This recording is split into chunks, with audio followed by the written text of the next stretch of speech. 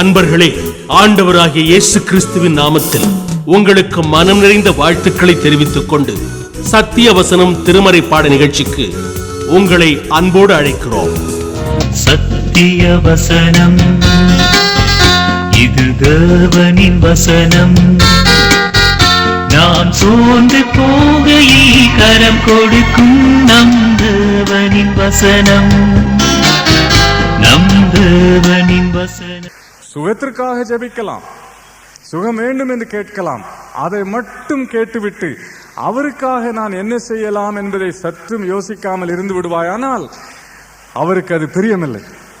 அதைத்தான் இயேசு இங்கு நமக்கு கற்றுத்தருகிறார். அவர்கள் ஏன் செத்தார்கள் என்று கேட்டு அலற்றிக் கொள்ளாதிருங்கள், நீங்கள் ஏன் வாழுகிறீர்கள் என்று யோசித்து பாருங்கள் என்று சொல்லிவிட்டு இந்த ஓமையை கூறுகிறார். என்ன ஓமை? அத்தி மரத்தை ஒருவன் கொண்டு வந்து திராட்சை தோட்டத்திலே நட்டுவிட்டு அந்த அத்தி மரத்தினிடத்திலே கனியை எதிர்பார்க்கிறான். கீழே வேர் பெற்றுவதோடு கூட மேலே கனி இருக்க வேண்டும் என்று ஆண்டவர் எதிர்பார்க்கிறார். கனி என்றால் அதன் அர்த்தம் என்ன? எதை அவர் கனி என்று கூறுகிறார்? வேதத்தை நாம் வாசித்து பார்ப்போமானால் கனி என்பது நம் வாழ்க்கையிலிருந்து வருவது, உள்ளத்திலிருந்து வருவது என்று நாம் பார்க்கிறோம். நீதியின் கனி என்று பார்க்கிறோம், ஆவியின் கனி என்று பார்க்கிறோம். இந்த வார்த்தைகள் எதை காட்டுகின்றன? நம்முடைய வாழ்க்கையில, தன்மையில, உள்ளத்திலே கனி இருக்க வேண்டும். ஆண்டவர் எதிர்பார்ப்பதை செய்வதுதான் கனி. இந்த வார்த்தைகள் எதை காட்டுகின்றன? நம்முடைய வாழ்க்கையில, தன்மையில, உள்ளத்திலே கனி இருக்க வேண்டும். ஆண்டவர் எதிர்பார்ப்பதை செய்வதுதான் கனி. அதோடு கூட ஊழியத்திலும் கனி. யோவான் 15வது அதிகாரத்திலே இயேசு சொன்னாரே, 16வது வசனத்திலே, நீங்கள் என்னை தெரிந்து கொள்ளவில்லை, நான் உங்களை தெரிந்து கொண்டேன். நீங்கள் கனி கொடுக்கும்படியாகவும் நீங்கள் கொடுக்கும் கனி நிலைத்திருக்கும்படியாகவும் நான் உங்களை ஏற்படுத்தினேன் என்று கூறுகிறாரே. அந்த வசனத்திலே கனி என்பது எதை காட்டுகிறது? ஊழியத்தை எடுத்து காட்டுகிறது, நம்முடைய செயல்களை எடுத்து காட்டுகிறது. ஆக தன்மையிலும் கனி, செயலிலும் கனி, வாழ்க்கையிலும் கனி, ஊழியத்திலும் கனி. இதைத்தான் கனி என்று கூறுகிறோம். என் தேவன் என்னிடத்தில் எதிர்பார்ப்பதை என் வாழ்க்கையிலும் என் ஊழியத்திலும் நிறைவேற்றுவது. நம்முடைய சூழ்நிலையை பார்த்து ஏன் என்று கேட்டுக்கொண்டிருக்காதபடி, என் வாழ்க்கையிலே என் ஆண்டவருக்கு பிரியமான கனி உண்டா, என்னுடைய செயல்களிலே ஆண்டவருக்கு பிரியமான கனி உண்டா என்று நாம் நம்மை கேட்டு பார்க்க வேண்டும். கனி இல்லாததற்கு காரணம் என்ன? ஆண்டவர் அப்படி கனி தேடி வரும்பொழுது சில சமயத்தில் அவர் ஏமாந்து போக நேரிடுகிறது. இங்கே பாருங்கள், இந்த தோட்டத்திற்கு எஜமானர் இந்த அத்தி மரத்தை கொண்டு வந்து திராட்சை தோட்டத்தில் நட்டு வைத்திருக்கிறார். அத்தி மரம் திராட்சை தோட்டத்தில் நடப்பட வேண்டுமானால் அது ஒரு பெரிய ஸ்லாக்கியமாகும். ஏனென்றால் அத்தி மரம் பல இடங்களிலே காணப்படுகிற ஒரு மரம். வீட்டு பின்புறத்திலே, சாலையோரத்திலே காணப்படுவது அத்தி மரம். இயேசு ஒரு சமயம் பிரயாணமாய் போய்கொண்டிருக்கும் பொழுது சாலை அருகில் உள்ள ஒரு அத்திமரத்தை கண்டார் என்று பார்க்கிறோம் இல்லையா? ஆகினால இப்படிப்பட்ட இடங்களில் இருக்கக்கூடிய அத்திமரம் பிரத்யேகமான ஒரு திராட்சை தோட்டத்திலே கொண்டு வந்து வைக்கப்பட்டிருக்கிறது. காரணம் என்ன? கிருபையினாலே நீ இருக்கக்கூடாத ஒரு இடத்துல எங்கோ உன்னை கொண்டு வந்து ஆண்டவர் இருத்தி இருக்கிறார். எங்கோ இருக்க வேண்டியவனை எங்கேயோ கொண்டு வந்து இருத்தி இருக்கிறார். அது அவருடைய சுத்த கிருபை. திராட்சை தோட்டத்துக்கு உரியவர்கள் அல்ல நாம். ஆனால் நன்றாக திராட்சை தோட்டத்தை பண்படுத்தி நம்மை கொண்டு வந்து அங்கே நட்டு வைத்திருக்கிறார். எதற்காக? கனி கொடுக்க வேண்டும் என்பதற்காக. நம்மிடத்தில் கனி தேடி வருகிறார். சில சமயத்தில் கனி தேடி வரும் ஆண்டவர் ஏமாந்து போக நேரிடுகிறது. சாலையோரத்தில் உள்ள அந்த அத்திமரத்தை இயேசு பார்த்து கனி உண்டா என்று தேடி சென்றார் என்று வாசிக்கிறோம் அல்லவா? மார்க் எழுதின நற்செய்தி நூலை எடுத்து பாருங்கள். மார்க் 11வது அதிகாரத்திலே அந்த சம்பவத்தை வாசிக்கிறோம். மார்க் 11வது அதிகாரம் 12வது 13வது வசனங்கள். மறுநாளிலே அவர்கள் பெத்தானியாவிலிருந்து புறப்பட்டு வருகையில் அவருக்கு பசி உண்டாயிற்று. அப்பொழுது இலைகள் உள்ள ஒரு அத்தி மரத்தை தூரத்திலே கண்டு அதில் ஏதாகிலும் அகப்படுமோ என்று பார்க்க வந்தார். அத்தி பழ காலமாயிராதபடியினாலே அவர் அதனிடத்தில் வந்தபோது அதில் இலைகளே அல்லாமல் வேறொன்றையும் காணவில்லை. இதிலே 2 கேள்விகள். ஒன்று, ஆண்டவராகிய இயேசு கோபப்பட்டாரா? தமக்கு பழம் கிடைக்கவில்லை என்பதற்காக இந்த மரத்தை சபித்தாரா? அப்படி செய்யலாமா? அவர் ஒரு பெரிய பக்தர், தேவகுமாரர், நமக்கு மாதிரியா இருக்கக்கூடியவர். ஆகினாலே தமக்கு பசி உண்டாயிற்று, அந்த பசி தீர்க்கவில்லை என்பதற்காக அவர் கோபப்படலாமா என்று நாம் ஒரு கேள்வி எழுப்பலாம். ஆண்டவர் இந்த செயலின் மூலமாக இஸ்ரவேல் மக்களுக்கு ஒரு பாடத்தை கற்பித்தார். அதற்காகவே இதை செய்தார். தம்முடைய கோபத்தை காட்டுவதற்காக இதை அவர் செய்யவில்லை என்று நமக்கு இதிலிருந்து நன்றாய் தெரிய வருகிறது.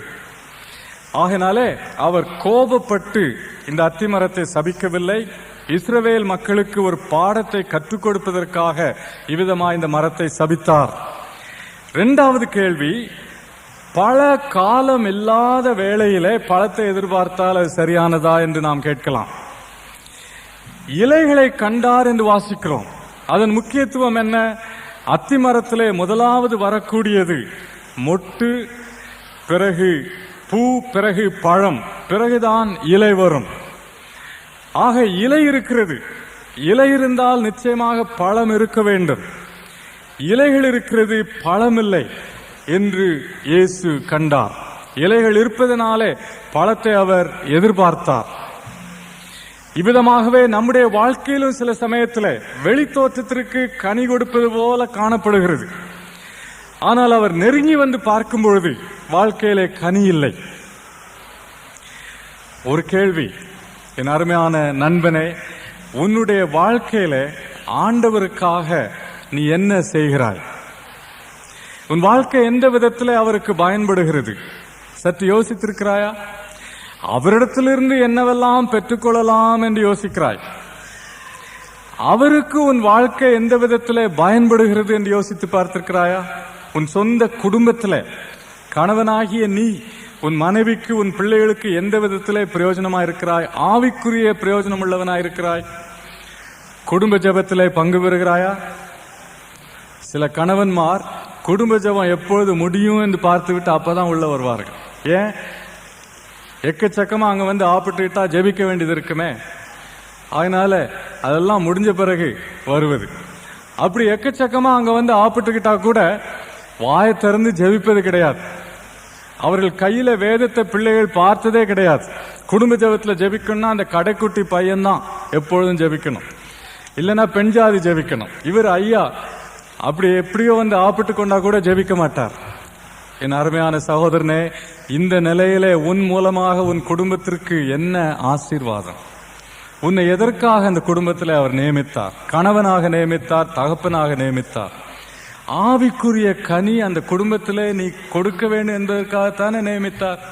என்ன கனி இருக்கிறது? உன்னுடைய வாழ்க்கையினாலே, உன்னுடைய வார்த்தைகளினாலே, உன்னுடைய செயல்களினாலே, குடும்பத்திலே நீ காட்டும் நற்பண்பினாலே, கிறிஸ்தவ பண்பினாலே உன் பிள்ளைகள் கிறிஸ்துவண்டை இழுக்கப்படுகிறார்களா? இல்லையானால் அது பெரும் தவறு இல்லையா? மன்னிப்பு கேட்க வேண்டும் அல்லவா? ஆண்டவரே, என் சொந்த பிள்ளைகளுக்கு மாதிரியா இல்லாம போய்விட்டேன் ஆண்டவரே. இன்றைக்கு அவர்கள் நடுத்தெருவில் இருப்பார்களானால், தெய்வ பயமற்றவர்களாக இருப்பார்களானால், செதறிப்போன வாழ்க்கையில் இருப்பார்களானால் நான் தான் காரணம் என்று ஒப்புக்கொள்ள வேண்டும் அல்லவா? என் அருமையான தாயே, மனைவியாக, தாயாக உன்னை ஆண்டவர் அந்த வீட்டில் இருத்தி இருக்கிறாரே. எரிச்சல் உள்ள உன்னுடைய வார்த்தைகள், அன்பற்ற உன்னுடைய செயல்கள், உண்மையற்ற உன்னுடைய நிலை என்ன சாட்சி அந்த வீட்டில்? மகனாக, மகளாக உன்னை அந்த குடும்பத்தில் நிறுத்தி இருக்கிறாரே தம்பி, தங்கச்சி, அந்த குடும்பத்தில் உன்னுடைய சாட்சி என்ன? கனி உண்டா? ஆண்டவர் வைத்த இடத்திலே அவரை எவ்விதமாய் கனம் பண்ணுகிறாய்? ஆண்டவர் எதிர்பார்க்கிறாரா? நிச்சயமா எதிர்பார்க்கிறார். திருமறை முழுவதும் இந்த போதனை உண்டு, பழைய ஏற்பாட்டிலே உண்டு. நமக்கு சமயம் இல்லை, எடுத்து நீங்கள் வாசித்து பார்க்கலாம். ஏசாயா தீர்க்கதரிசி என்ன கூறுகிறார்? 5வது அதிகாரத்திலே, என் நேசருடைய திராட்சை தோட்டம், அந்த திராட்சை தோட்டத்திலே நான் ஒரு திராட்சை செடியை நட்டேன், நற்குல கன்றுகளை நட்டேன், ஆனால் அவை நல்ல பழங்களை தரவில்லை என்று கூறுகிறார். எரேமியா என்ன கூறுகிறார்? எகிப்தில் இருந்து ஒரு திராட்சை செடியை கொண்டு வந்து நட்டேன், அது கசப்பான பழங்களை தந்தது என்று கூறுகிறார். ஓசியா என்ன கூறுகிறார்? இஸ்ரவேல் ஒரு பலனற்ற திராட்சை செடி என்று கூறுகிறார். சங்கீதக்காரர் என்ன சொல்லுகிறார்? திராட்சை செடி எகிப்தில் இருந்து கொண்டு வந்து நடப்பட்டது, நல்ல பழங்களை கொடுக்காதபடினாலே அழிக்கப்பட்டது என்று 80வது சங்கீதத்திலே கூறுகிறார். திருமறை முழுவதும் இந்த போதனை. உன்னிடத்திலே இயேசு கனியை எதிர்பார்க்கிறார். ஐயா, நான் வியாதிப்பட்டவன் ஒன்றும் செய்ய முடியவில்லை, வியாதிப்பட்ட நீ ஓடி ஆடி போய் ஊழியம் செய்ய வேண்டும் என்று அவர் சொல்லவில்லை. நீ இருக்கும் அந்த நிலையிலே, அந்த வியாதியான சூழ்நிலையிலே அவருக்காக நீ எந்த நிலையிலே அவரை கனம் பண்ணுகிறாய்? உனக்கும் அவருக்கும் உள்ள உறவு எப்படி இருக்கிறது? நர்மையான சகோதரனே, சகோதரியே, உன் பிரச்சனைகளுக்காக மட்டும் ஜெபம் என்று யோசித்துக் கொண்டிருக்காதே. அந்த பிரச்சனைகளின் நடுவில் என்ன செய்கிறாய் ஆண்டவருக்காக? எந்த விதத்திலே அவரை நீ கனப்படுத்துகிறாய்? என்ன கனி கொடுக்கிறாய்? உன் வியாதியின் நடுவிலே உன் பிள்ளைகள் உன்னிடத்திலே அன்பை காண்கிறார்களா? உன் விசுவாசம் உயிருள்ள விசுவாசம் என்று உன் குடும்பத்தின் மக்கள் காண்கிறார்களா? அல்லது அந்த வியாதியின் நடுவிலே கசப்பும் எரிச்சலும் அவிசுவாசமும் இதுதான் காணப்படுகிறதா? எந்த சூழ்நிலையிலும் கனி கொடுக்க அழைக்கப்பட்டிருக்கிறோம். தென்னிந்தியாவிற்கு, தமிழ்நாட்டிற்கு ஏமி கார்மைக்கேல் என்று சொல்லி ஒரு அருமையான மிஷனரி அம்மையார் வந்தார்கள். ஏமி கார்மைக்கேல் அந்த நாட்களிலே தமிழ்நாட்டில் உள்ள இந்து ஆலயங்களிலே தேவதாசிகளாய் விற்கப்பட்ட பெண்களை மீட்கும்படியான ஒரு ஊழியத்தை ஆரம்பித்தார். அனாதைகளுக்கான ஒரு ஊழியத்தை ஆரம்பித்தார். இப்படி ஒரு பெரும் ஊழியத்தை அவர் நடத்தி கொண்டிருக்கும் பொழுது சுற்றிலுள்ள கிராமங்களுக்கு போய் பிரசங்கம் செய்வார்.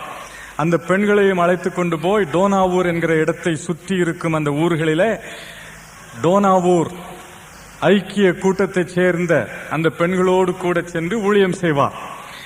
ஒரு நாள் காலையில ஏமி கார்மைக்கேல் அம்மையார் ஜெபித்தார்கள். ஆண்டவரே, நான் உமக்கு பயனுள்ளவளா இருக்க விரும்புகிறேன், என்ன கிரயமானாலும் சரி என்னை பயனுள்ளவளாக்கும் என்று ஜெபித்தார்கள். அந்த சாயங்காலம் ஏர்வாடி என்று சொல்லப்பட்ட ஒரு கிராமத்துக்கு, டோனாவூருக்கு பக்கத்தில் அவர்கள் போய் பிரசங்கம் பண்ணிவிட்டு வரும்பொழுது அங்கே உள்ள ஒரு குழி, சாலையிலே நடுவில் உள்ள ஒரு சிறு குழி, அதை பார்க்கவில்லை. அதில் தடுக்கி விழுந்தபடினாலே அவர்கள் கால் ஒடிந்து விட்டது.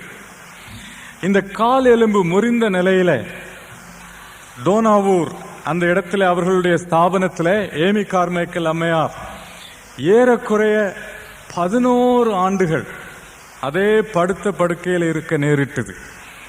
11 ஆண்டுகளிலே சற்று சுகம் பெற்று அறைக்குள்ளேயே நடமாட ஆரம்பித்தார்கள். தன்னுடைய அறையை ஒட்டி இருந்த குளியல் அறைக்கு செல்லும் பொழுது வழுக்கி விழுந்து விட்டார்கள். ஆக மறுபடியும் கால் ஒடிந்து இருக்கும் நிலையில எப்படி கனி கொடுக்க முடியும்? ஏமி கார்மைக்கேல் என்ன செய்தார்கள் தெரியுமா? சுகத்திற்காக ஜெபித்தார்கள். விசுவாசத்தினாலே அநேக காரியங்களை சாதித்த அந்த அம்மையார் தன்னுடைய சுகத்திற்காக ஜெபித்தார்கள். சுகம் கிடைக்கவில்லை. 20 ஆண்டுகள் படுத்த படுக்கை. ஆனால் அந்த 20 ஆண்டுகளிலும் கசப்பு இருந்ததா? கேள்வி இருந்ததா? வறட்சி இருந்ததா? இல்லை. கனி கொடுக்கும் வாழ்வு. அவர்களுடைய நிலையை கேள்விப்பட்டு அவர்களை காண்பதற்காக அந்த நாட்களிலே பிரிட்டிஷ் அரசாங்க அதிகாரிகள், போர் வீரர்கள் வருவார்களாம். அந்த அறையை விட்டு செல்லும் பொழுது மனம் திரும்பினவர்களாக செல்வார்களாம். அவருடைய நிலையையும் அவருடைய சாட்சியம் கேட்டுவிட்டு கண்ணீரோடு மனம் மாறி செல்வார்களாம். அந்த படுக்கையில் இருந்து அவர்கள் எழுதின நூல்கள் இன்றைக்கும் பாடு அனுபவிக்கிறவர்களுக்கு பெருத்த உற்சாகமாய் ஆசீர்வாதமாய் காணப்படுகின்றன. என் அருமையான சகோதரனே, சகோதரியே, கால் ஒடிந்து படுத்த படுக்கையாய் இருக்கும் ஒரு பெண்மணி, பல ஆண்டுகளாக ஆண்டவருக்கு ஊழியம் செய்த பெண்மணி, அவரை கனப்படுத்தின பெண்மணி, விசுவாசத்தின் மூலமாய் பல காரியங்களை சாதித்த பெண்மணி, ஏன் ஐயா அவர்களுக்கு ஆண்டவர் சுகம் கொடுக்கவில்லை? ஏன் எனக்கு சுகம் கொடுக்கவில்லை என்று மனத்தாங்களோடு தன்னுடைய வாழ்நாட்களை வீணாக்கினார்களா? இல்லை. அந்த 20 ஆண்டுகளும் கனியுள்ள ஆண்டுகளாய் காணப்பட்டன.